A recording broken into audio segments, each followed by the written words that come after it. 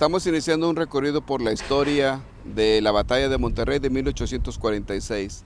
Esta historia olvidada por muchos años, al fin Monterrey lo recuerda con unas placas conmemorativas, una placa principal y 10 placas accesorias.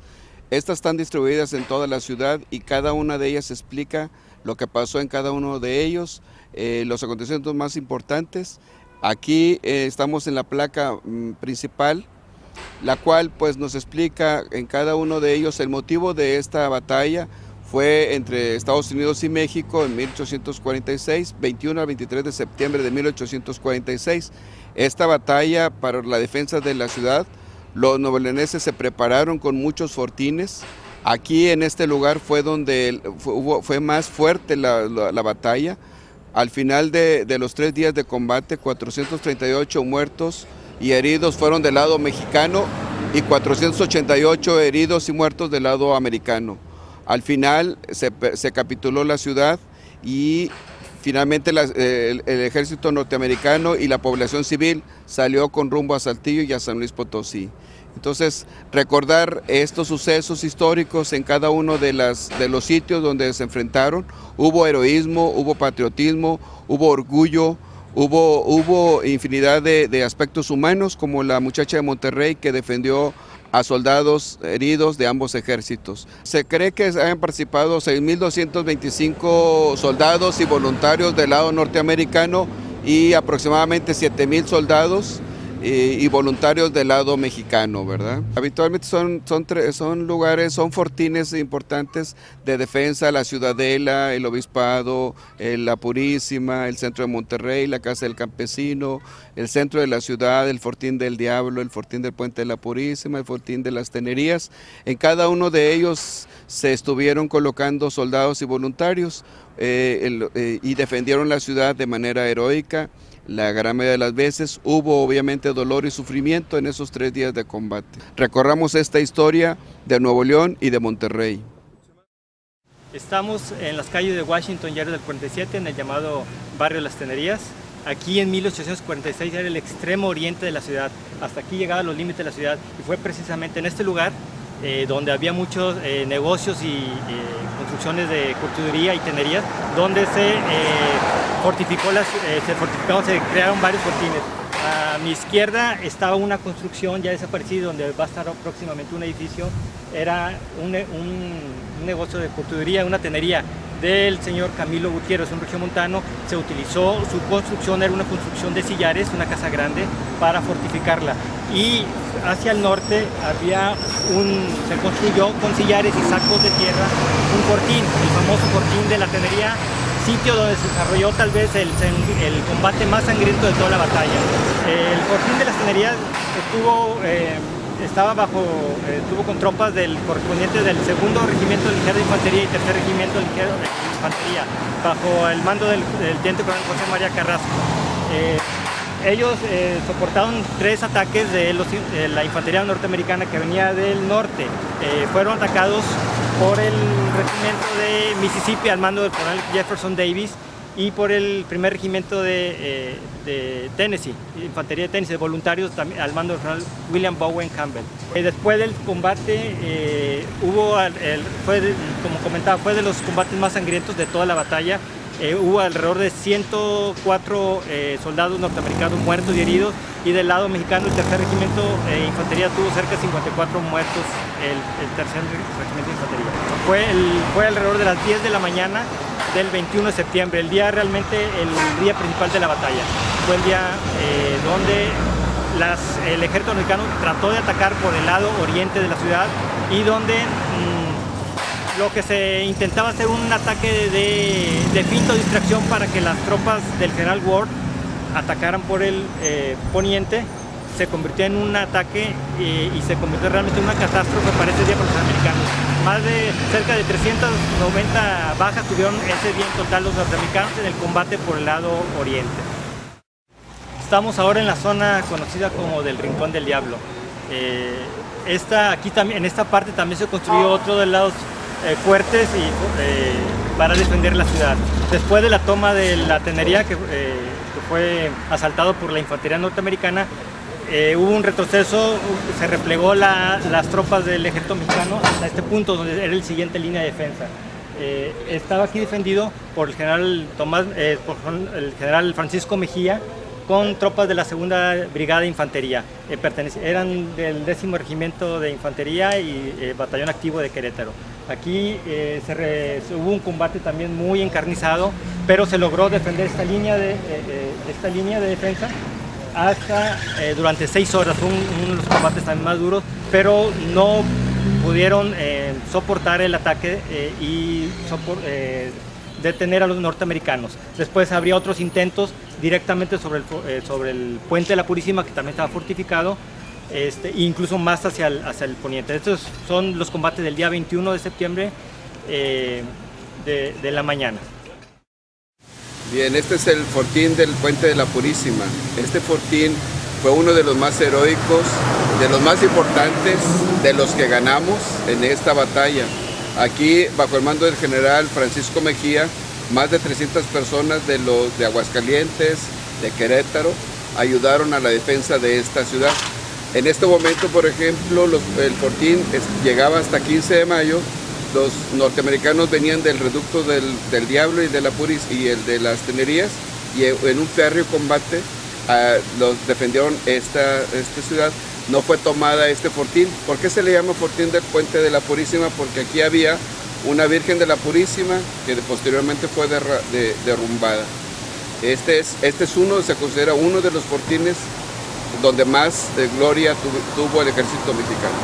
De hecho, el primer día, 21 de septiembre, aquí se detuvo el avance, inclusive al término de ellos, los mexicanos recogieron muertos y heridos norteamericanos y los llevaron al otro fortín que vamos a visitar, que es el fortín del Hospital. Estamos en las calles ahora de Morelos, casi esquina con Doctor Cos, antiguamente conocida como calle de Santa Rita. En este sitio fue hasta donde el día 23 de septiembre llegaron los combates entre mexicanos y norteamericanos. Después de las heroicas defensas del 21 de septiembre que se logró resistir al avance de los norteamericanos en el área del Fortín del Diablo. Durante el día 22 de septiembre fueron los combates en el Obispado, no hubo combates del lado oriente. En la madrugada del 22 de septiembre se abandonó la posición del Fortín del Diablo y se replegó hasta estas zonas. Los norteamericanos comenzaron en la mañana del 23 de septiembre a avanzar y es donde se da una de las características de la batalla de Monterrey, el combate urbano. Por toda esta calle Morelos y la paralela Padre Mier avanzó el ejército americano, mientras que el ejército mexicano defendía las posiciones casa por casa, incluso a veces dentro de las calles, de las casas, cuarto por cuarto se defendía. Se fue replegando lentamente durante todo el día el ejército mexicano hasta a esta esquina, hasta este punto donde literalmente dejaron cercado del lado oriente a las tropas mexicanas, a lo que es el cuartel de Ampudia, que estaba ubicado en la casa de Josefa Sosaya, de la casa de los famosos Garzaflores, de los hermanos Garzaflores, y la catedral. Quedó literalmente cercado el ejército mexicano por el lado oriente, y estamos hablando del día 23, y al mismo tiempo, mientras el ejército americano avanzaba también por el poniente con las tropas del general Ward, también por la calle de Morelos, ese poniente. Es el sitio del antiguo Hospital del Rosario, una construcción de finales del siglo XVIII, que ahora es conocido como la Casa del Campesino. Aquí fue otro de los lugares donde también se fortificó, además de que el hospital sirvió para el servicio de sanidad militar del ejército mexicano, del Cuerpo de Ejército del Norte. Esto era el antiguo Hospital del Rosario, y donde está hacia aquella barda blanca se construyó otro fortín para defender el extremo oriente. Aquí se atendió a cerca de 240 heridos del ejército mexicano, se les dio asistencia médica, el hospital de sangre como era llamado, y también no solo sirvió para auxiliar a las tropas mexicanas, sino también durante el sangriento ataque del día 21, el sangriento asalto de los norteamericanos que les causó muchas bajas. Cuando se fueron obligados a replegarse, muchos de sus soldados tuvieron que ser abandonados, estaban mal heridos, quedaron en las calles, y cerca de 19-20 soldados norteamericanos fueron recogidos por las tropas mexicanas y llevados a este hospital para curarlos, para atenderlos, incluyendo 2 oficiales norteamericanos, el capitán Williams, que era el jefe del servicio topográfico norteamericano, que tiene una herida en la cabeza, y el teniente Terret del 1º de Infantería. Ambos murieron y posteriormente fueron enterrados también por el ejército mexicano. Se les trató dignamente y se les rindió honores. Este fortín, llamado Fortín de la Catedral, realmente fue un área donde estuvo el cuartel general del general Pedro de Ampudia. Realmente se considera el fortín que está hacia el frente, la casa de doña Josefa Sosaya, donde estuvo el general Pedro de Ampudia, y en la catedral estuvo lo que se llama el polvorín, esas armas que se almacenaron para cuando la defensa de la ciudad. El tercer día de batalla, el día 23, fue cuando se escenifica en la casa de doña Josefa Sosaya uno de los actos de heroísmo femenino más importantes, ya que ella arengó a las tropas mexicanas que ya estaban bajando su ánimo. Ella, doña Josefa Sosaya, se le debe de honrar con un monumento, y esta placa es en honor a ese fortín y a la casa de doña Josefa Sosaya. Estamos en la calle de Escobedo, casi en la esquina con Morelos. Antiguamente era conocida la calle de Escobedo como la calle del Ángel. Hasta este punto, el día 24 de septiembre, se llegó el avance de los norteamericanos por el lado poniente. Después de los combates que se dieron y del bombardeo que se dio en la noche del día 23 desde La Purísima, el general Pedro de Ampudia decidió entablar comunicación con el general Taylor, comandante del ejército americano, y se llegó a una tregua momentánea donde se lo encontraron al fin ambos generales en una casa ubicada sobre la calle Morelos, cerca de este lugar. Y después de casi todo el día del 24 de septiembre de negociaciones, casi en la madrugada del 24, en la madrugada del 25 de septiembre, se llegó a un acuerdo en donde finalmente la ciudad capituló. Fue firmado el acuerdo por parte del ejército norteamericano, por el general William Ward, por el general Pinckney Henderson, comandante de las tropas voluntarias de Texas, y era también gobernador del estado de Texas, y del lado americano, y por el coronel Jefferson Davis, comandante del rifleros de Mississippi. Y del lado mexicano fue el general José María Ortega, el general Tomás Requena, que era el segundo comandante del ejército mexicano, y por parte de la población civil firmó Manuel María de Llano. Estamos ahorita en el Fortín del Obispado.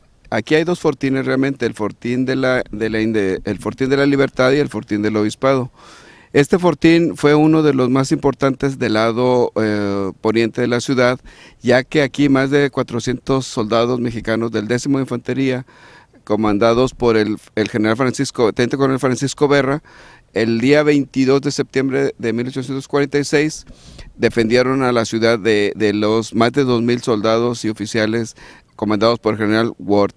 Estos días en general fueron heroicos, pero al final del día, a las 2 de la tarde, fue capitulada estos fortines, y fue un golpe duro para el general Pedro de Ampudia, ya que desde la catedral observó cómo fue tomado estos fortines, y eso le bajó la guardia, ocurriendo que abandonara los fortines del Diablo, de la Purísima, y ocasionaron que se concentraran en la Plaza Mayor. A partir del día 23 ya se iniciaron los otros combates. Estamos en las calles de Hidalgo con Porfirio Díaz. Aquí estamos justo exactamente detrás de lo que es la iglesia de la Purísima. En 1819 se construyó el primer cementerio fuera de la zona del barrio antiguo de la ciudad. Sirvió durante el 1946 como uno de los sitios fortificados. Tenía unos gruesos y altos muros que se aspillaron y se hicieron rendijas para que salieran los rifles, y se preparó para ser defendido de este lado, que es el lado poniente de la ciudad. Sin embargo, cuando el 22 de septiembre cayó el obispado, empezaron a bombardear hacia la ciudad, y se vio las tropas, los defensores mexicanos se vieron obligados a retroceder y a abandonar esta posición. El día 23 de septiembre, cuando comenzó a avanzar las tropas del general Ward, la segunda división general Ward, lo ocuparon, y en el atardecer colocaron un mortero los norteamericanos, la única pieza de artillería pesada que realmente podía atacar la ciudad. La mayoría de la artillería norteamericana eran cañones pequeños de 6 pounders, de 6 libras, que no hicieron mucho efecto en las calles de Monterrey, rebotaban las balas de cañón sobre los sillares de las construcciones de las casas. Con este mortero, el única de los 19 cañones que traían, el única verdadera pieza de artillería pesada, lo colocaron dentro de los muros del panteón, y comenzaron a partir de las 7 de la noche del 23 de septiembre, comenzaron a bombardear la ciudad. Durante toda esa noche y la madrugada estuvieron bombardeando, y prácticamente forzó a los mexicanos a rendir, ya que Ampudia solicitara un acuerdo, una entrevista con el general Taylor, que condujo finalmente en la madrugada del día 25 a la capitulación. Este es el fortín de la Ciudadela o fortín de la Independencia. Aquí fue uno de los fortines que los ingenieros militares mexicanos desarrollaron con gran prestanza y con un gran amor y un gran estudio de la ingeniería militar. Este es el único de los fortines que no fue tomado por los invasores estadounidenses. Aquí el general José López Uraga y más de 400 soldados, entre ellos los llamados posteriormente Batallón de San Patricio y María de Jesús dos Amantes, ayudaron a defender de manera heroica la ciudad. Este fortín nunca fue tomado por los invasores y fue parte de la capitulación, de los artículos de capitulación de la ciudad. Al final, este fortín, que se le llama Ciudadela o Catedral Nueva, porque aquí quedaban los restos de la antigua Catedral de Monterrey.